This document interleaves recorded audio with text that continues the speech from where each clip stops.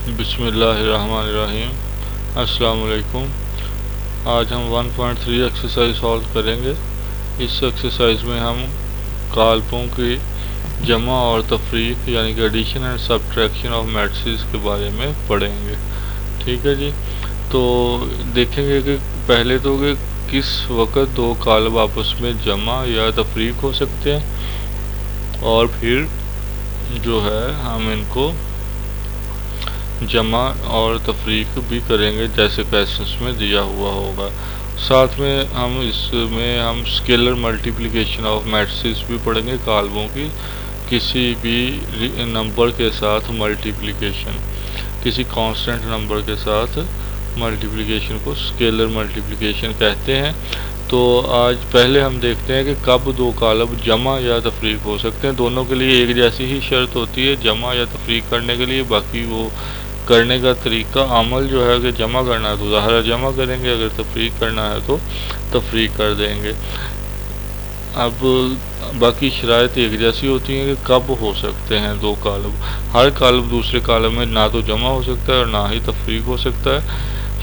शर्त एक होगी, ये शर्त होगी कि जब कोई से दो मैट्रिसेस जिनका ऑर्डर सेम हो उनको हम जमा या तफरीक कर सकते हैं। यानी कि कोई से दो ऐसे कालब जिनका मर्तबा एक जैसा हो वो जमा होने या तफरीक होने के काबिल होते हैं। तो यहाँ पे पहला क्वेश्चन है, अब जमा या तफरीक करना कैसे, फिर वो बाद में बात करते हैं जब क्वेश्चंस करेंगे। तो पहला क्वेश्चन ये है कि which of the following matrices are conformable for addition, कि इनमें दिए हुए काल्बों में कौन से आपस में जमा हो सकते हैं। देखें ये ए से एफ तक 6 कालब दिए हुए हैं, 6 मैट्रिक्स दिए हुए हैं। तो इनमें से कौन से आपस में जमा हो सकते हैं। अब देखें हम बात ये हुई है कि जिनका ऑर्डर एक जैसा होगा वो जमा हो जाएंगे। ऑर्डर देखें जी, ए का ऑर्डर है कितनी, ऑर्डर होता क्या है मर्तबा, यानी कि number of rose multiply by number of columns. तो ये 2 रोज हैं ए के अंदर और 2 ही इसके कॉलम है, तो ये 2/2 का है। इस तरह का जो भी होगा वो इसमें जमा हो जाएगा। तो ढूंढें जी कौन सा ऐसा है जिसमें 2 रोज हों और 2 कॉलम हों। तो ये ई आपको मिलेगा ऐसा जिसके अंदर 2 रोज हैं और 2 ही कॉलम हैं। ये लें जी। इसके बाद ए और ई जो है आपस में बस जमा हो सकते हैं, यही बताना था कौन से हो सकते हैं, करने का नहीं अभी उसने कहा था। इस तरह बी में देखें तो बी के अंदर जो है आपके पास 2 रोज हैं, एक रो और ये दूसरी, और कॉलम जो है वो एक ही है ऊपर से नीचे की तरफ। तो इस तरह का ढूंढें और कौन सा है जिसकी 2 रोज हों। ये देखें ये डी वाला ऐसा है जिसकी 2 रोज हैं और इसका एक ही कॉलम है। 2 जमा 1 जो लिखा हुआ है ये इकट्ठा करके 3 ही हो जाएगा, ये एक ही चीज़ है। 2 जमा 1 एक ही एलिमेंट बनता है ये। तो बी और डी का एक जैसा था तो ऑर्डर, इसलिए बी और डी आपस में जमा हो सकते हैं। इसी तरह से सी का और ई का ऑर्डर देखें तो ये 3/2 का है, 3 रोज हैं दोनों के अंदर और 2 कॉलम्स हैं। तो जो है सी और एफ ये आपस में जमा हो सकते हैं। ठीक हो गया जी। सिर्फ यही बताना था कि कौन से मैट्रिक्स आपस में जमा हो सकते हैं। उसके बाद है question number 2, find the additive inverse of the following. ये मैट्रिक्स दिए हुए हैं, इनका एडिटिव इनवर्स बताएं। तो एडिटिव इनवर्स के लिए कोई लंबा चौड़ा अमल करने की ज़रूरत नहीं है, जस्ट एडिटिव इनवर्स या जमी माकूस लिखा हुआ होगा उर्दू में कि जमी माकूस बताएं। क्या होता है, मनफी कालब किसी भी रियल नंबर का मनफी नंबर ले लें तो वो जो होता है उसका एडिटिव इनवर्स होता है। इसी तरह काल्बों में किसी भी कालब का अगर एडिटिव इनवर्स लेना है तो वो उसी कालब का मनफी कालब होगा, नेगेटिव मैट्रिक्स होगा। तो हमने पिछली एक्सरसाइज में नेगेटिव मैट्रिक्स पढ़े थे कि सिर्फ अलामतें बदलते हैं तो नेगेटिव मैट्रिक्स आ जाते हैं। तो एडिटिव इनवर्स भी वही होते हैं, ज़ीरो की अलामत नहीं बदली जाएगी, बाकी सारी अलामतें बदल दें। ए है आपको दिया हुआ 2 4 2 एंड 1, तो इसका एडिटिव इन्वर्स लिखना है तो ये -2 -4 हो जाएगा, क्योंकि ये दोनों प्लस में थे। उसके बाद इस और दो के साथ माइनस ही, तो ये देखें जमा का 2 लिख दिया हमने, और ये जमा का 1 था तो ये माइनस का 1 लिख दिया। तो अलामतें सिर्फ बदलनी है तो एडिटिव इन्वर्स बन जाएगा। इसी तरह अगर बी वाले को देखें तो बी वाले में आपके पास जो है ये जमा का 1 है, एडिटिव इन्वर्स उसका लिखा तो -1 लिख दिया। 0 को तो ऐसे लिखेंगे। उसके बाद -1 लिखा तो इसका एडिटिव इन्वर्स जमा 1 हो गया। और ये इसी तरह से 2 है तो ये -2 इसकी जगह पे लिखा जाएगा। ये अगर -1 है तो इसका एडिटिव इन्वर्स जमा 1 हो जाएगा। 3 का -3 हो जाएगा, फिर 3 का -3 हो जाएगा, -2 का जमा 2 हो जाएगा, और 1 का -1 हो जाएगा। एडिटिव इन्वर्स होता है कि जब मैट्रिक्स और उसके एडिटिव इन्वर्स को जमा करें तो आंसर एडिटिव आइडेंटिटी आ जाए, यानी कि नल मैट्रिक्स आ जाए। तो जो हम जवाब निकाल रहे हैं उसको दी हुई रकम में अगर जमा करेंगे तो आंसर 0 आ जाएगा, क्योंकि सारे एक दूसरे के ऑपोजिट हैं तो सारे 0 बन जाएंगे। इसीलिए ये एडिटिव इन्वर्स कहलाता है, सिर्फ अलामत बदलनी पड़ती है। तो बाकी आपने खुद करना है। ये एफ वाले में जज़र की साइन लगी थी तो कोई भी इसमें मुश्किल काम नहीं है। जज़र की अलामत के बाहर आपने अलामत लगा देनी है। जमा का 3 का जज़र जो जमा में था वो माइनस में कर देना है। इसी तरह 2 का जज़र जो माइनस में है वो जमा में है वो भी माइनस में कर देना है। 1 जमा का था और दूसरी साइड पे हमने एडिटिव इन्वर्स में माइनस का लिखा है, और माइनस का 1 जहाँ पे था वहाँ पे जमा का 1 लिख दिया है। अलामतें सारी बदल दी हैं तो ये भी एडिटिव इन्वर्स हो गया।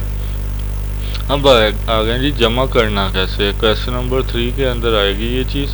ये उसने ये ABCD मैट्रिक्स दे दिए हैं, फिर नीचे क्वेश्चन किए हुए हैं कि ए के अंदर ये दूसरा मैट्रिक्स 1 दे दिया है कि ये जमा करें 1 1 1, ठीक है। इसी तरह डी के अंदर कुछ कह दिया है जमा करने को, बी के अंदर कुछ जमा करने को। इसी तरह से ये तीसरे वाले में जो है सी जमा मैट्रिक्स कर दें, 5वें वाले में 2A कर दें। ये रियल नंबर से मल्टीप्लाई कांस्टेंट से हो रहा है, इसको स्केलर मल्टीप्लिकेशन कहेंगे। या इसी तरह से ये कह रहा है जी -1 से मल्टीप्लाई कर दें। 7 में कह रहा है -2 से C को मल्टीप्लाई कर दें, और 8वें में कह रहा है D को 3 से मल्टीप्लाई कर दें। 9वें में कह रहा है C को 3 से मल्टीप्लाई कर दें। तो ये जो मल्टीप्लिकेशन वाले हैं ये सारे स्केलर मल्टीप्लिकेशन कहलाती है। अब जमा कैसे करेंगे। जमा करने का अमल ये होगा कि क्रॉसपॉन्डिंग एंट्रीज आपस में जमा या तफरीक होती हैं। एक दूसरे के मुतनाज़ा अरकान एक दूसरे में जमा या तफरीक होते हैं। तो देखते हैं इसका ये ए वाला ही चले पहले देख लेते हैं। चलें पहले ये देखें तीसरे वाला, इसमें ज़रा आसानी से समझ आ जाएगी, क्योंकि ए वाले में जो था सारे के सारे एक जैसे ही थे, तो इसलिए एक एक एक ही जमा करना था, समझ नहीं आएगी। तो सी पहले देखें, सी जमा आगे ये रकम उसने दी हुई थी कि -2 1 और 3 इस सी के अंदर जमा करें। तो पहले सी वाली रकम या मैट्रिक्स या कॉलम लिख लिया हमने, उस बुक के ऊपर लिखा हुआ 1 -1 और 2, जमा की अलामत लगाई जो उसने लगाई हुई थी। उसके बाद उसने -2 1 3 लिखा था, हमने भी -2 1 3 लिख लिया। अब यहाँ तक करने के बाद हम क्या करेंगे, इनको जमा क्रॉसपॉन्डिंग एंट्रीज क्या होती हैं, कैसे होती हैं। ये पहली एंट्री जो है इसी रो की पहली एंट्री में जमा होगी। तो ये देखें, एक जमा क्या था, -2 था तो -2 साथ लिख दिया।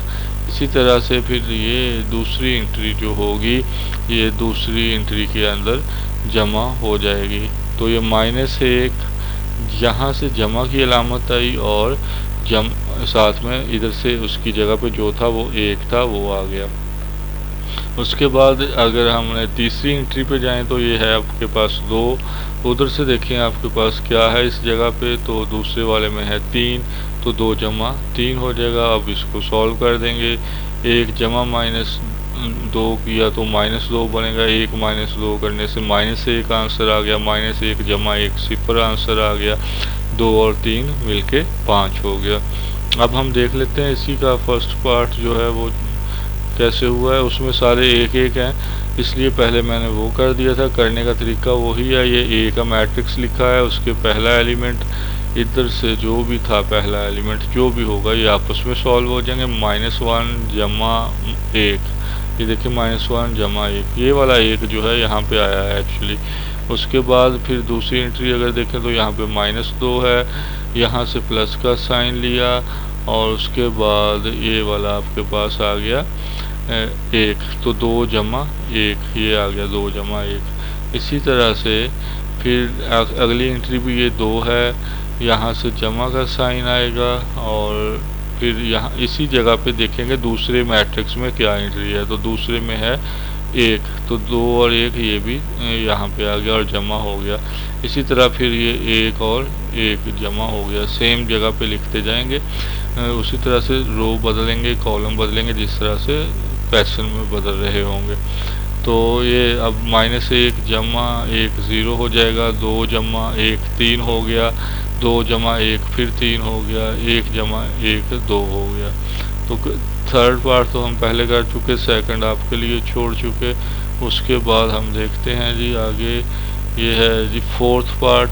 इसमें डी के अंदर जमा करना था, एक मैट्रिक्स दिया हुआ था, हमने बुक से देखा डी था 1 2 3 -1 0 2, जमा करना है 0 1 0 2 0 1। तो इसको हम जमा करते हैं जी, क्रॉसपॉन्डिंग एंट्रीज को। 1 के साथ क्या मिलेगा जी 0 मिलेगा, जमा है दरमियान में तो जमा की अलामत लगाएंगे, अगर माइनस होगी तो माइनस की अलामत लगाते जाएंगे। अब इसी तरह से अगली क्रॉसपॉन्डिंग एंट्री लेंगे, यानी कि 2 है, 2 के साथ इधर से हम उठाएंगे, क्या उठाएंगे जी ये उसकी जगह पे 1 आ रहा है, उसी तरह लिख देंगे दूसरी फर्स्ट रो सेकंड कॉलम की जगह पे 2 जमा 1। फिर इसी तरह से हम उठाएंगे इसकी नेक्स्ट एंट्री, ये 3 है तो ये 3 लिखा यहाँ पे, और इसके साथ इधर से देखा तो 0 आ रहा था, 3 के अंदर 0 ऐड कर दिया। फिर -1 के अंदर इसी तरह से 2 हो जाएगा, 0 के अंदर 0 हो जाएगा और 2 जमा यहाँ से 1 हो जाएगा।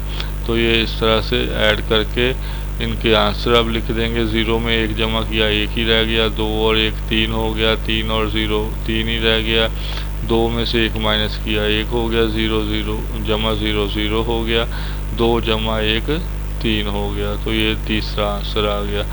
पांचवें के अंदर है जी आपके पास कि उसने कहा 2a फाइंड करें, तो आप 2 लिखेंगे और a का मैट्रिक्स लिखेंगे। और स्केलर मल्टीप्लिकेशन में ये होता है कि सारे एलिमेंट्स को, सारे अरकान को ज़रब कर देना है, जो भी वो नंबर हो बाहर की साइड पे आपने लिखा। 2 लिखा है तो 2 से सबको ज़रब कर दो, 2 एक बार 2 हो जाएगा, 2 दो बार 4 हो जाएगा, फिर 2 दो बार 4 हो जाएगा और 2 एक बार 2 हो जाएगा। ये इसका आंसर आ गया।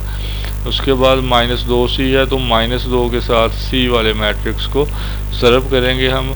तो पहले तो हम c का मैट्रिक्स लिखेंगे बुक से देख के, -2 बाहर लिखेंगे, फिर -2 से सबको ज़रब करेंगे तो सारी अलामतें भी बदलेंगी, 2 से ज़रब भी होता जाएगा।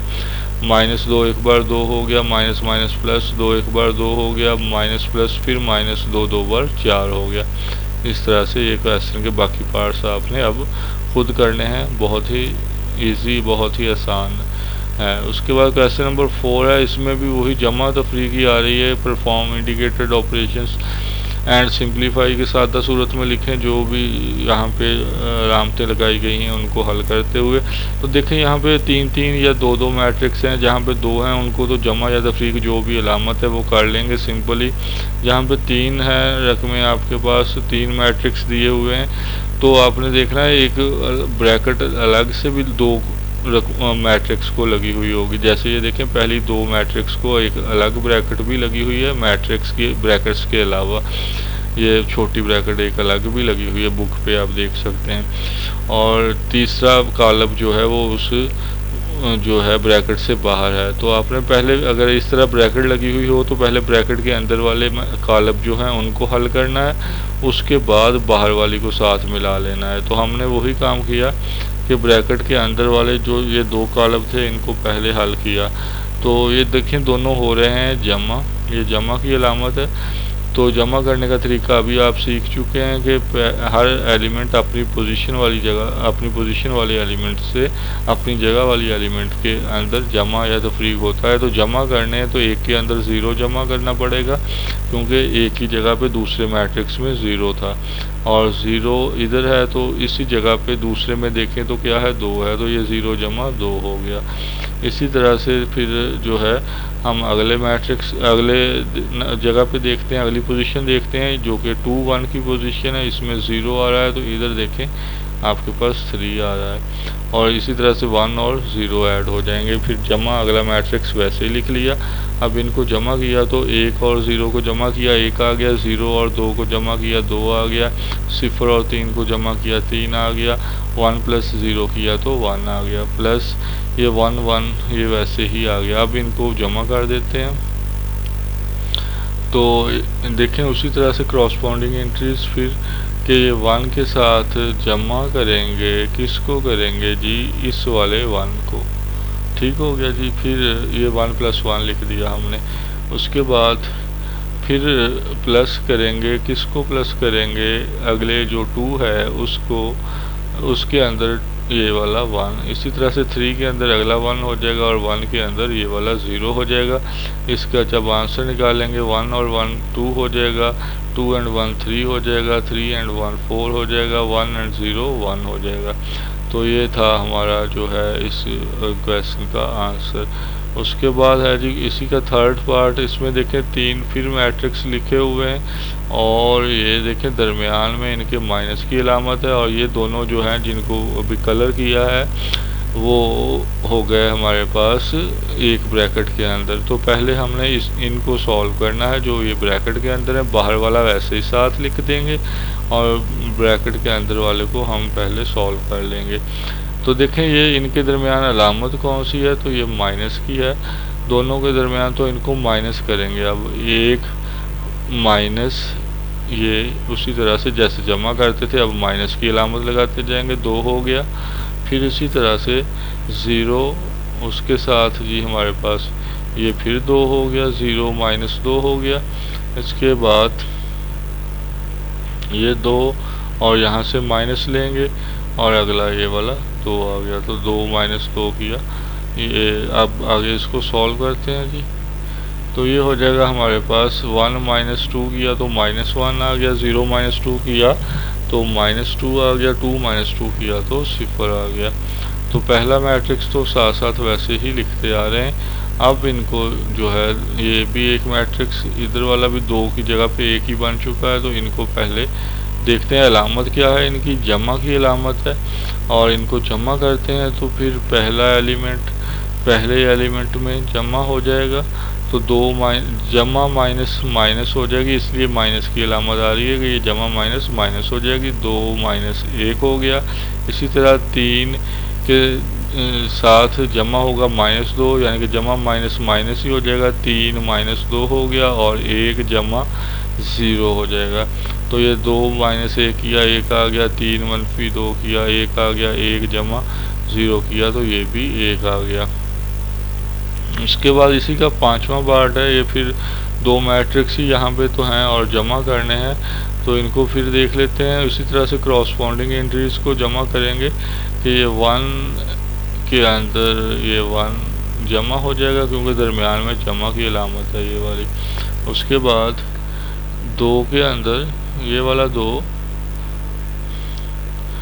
ये जमा करना है। इस 2 के अंदर किसको करना है जी, इधर से देखें इस जगह पे क्या है, तो 0 है, 2 जमा 0 कर दिया। उसके बाद इधर एक साइड पे हमारे पास 3 है, तीसरे पहली रो और तीसरे कॉलम में, जबकि इधर हमारे पास है -2, तो 3 जमा माइनस माइनस हो जाएगा और 2 आ जाएगा। उसके बाद हमारे पास दूसरी रो का पहला एलिमेंट है 2 और इधर दूसरी रो का पहला एलिमेंट है -2, तो 2 प्लस माइनस माइनस हो जाएगी, 2 माइनस 2 हो गया। उसके बाद इसी तरह से 3 यहाँ से आ गया, फिर प्लस माइनस माइनस हो गया और 1 आ गया, 3 माइनस 1 दूसरी रो का दूसरा एलिमेंट। फिर इसी तरह से दूसरी रो का तीसरा एलिमेंट इधर 1 है, जमा किया दूसरी रो का तीसरा एलिमेंट इधर 0 है, तो 1 प्लस 0 हो गया। तो इसी तरह से 3 प्लस 0 हो गया, 1 प्लस 2 हो जाएगा और 2 प्लस माइनस माइनस हो जाएगा और 1 आ जाएगा। इनको हल करेंगे तो ये आ जाएगा आपके पास 1 एंड 1 2 हो गया, 2 में 0 ऐड किया 2 रह गया, 3 माइनस 2 किया तो 1 आ गया, 2 माइनस 2 0, 3 माइनस 1 2, 1 प्लस 0 1 3 + 0 3, 1 + 2 3 एंड 2 - 1 1। तो इस तरह से ये इसका आंसर आ गया। तो ये क्वेश्चन नंबर जो था हम कर रहे थे, ये 4 या 3 था जी, ये था क्वेश्चन नंबर 4। तो क्वेश्चन नंबर 4 तक आपने काम करना है, बाकी जो भी थर्ड और फोर्थ के कुछ पार्ट्स छोड़े गए हैं वो आपने खुद सॉल्व करने हैं। अच्छी तरह से इनको करें, प्रैक्टिस हो जाएगी। पहले इनको कर लें जो मैंने आपको करके दिए हैं, इनको कॉपी करें, फिर इन्हीं की तरह वो हैं जो छोड़े हुए हैं उनको सॉल्व करें और अच्छी तरह से प्रैक्टिस करें। ये अब प्लस और माइनस का काम आगे तक चलेगा इस चैप्टर के अंदर। इसको जो है अच्छी तरह से प्रैक्टिस कर लें, बल्कि इसकी जो नेक्स्ट क्वेश्चंस हैं अगर ये आपको आ जाते हैं तो नेक्स्ट आप आसानी से खुद ही कर लोगे, इसलिए दिल लगाकर इनको कर लें एक बार अच्छी तरह से। ओके जी, अल्लाह हाफिज़।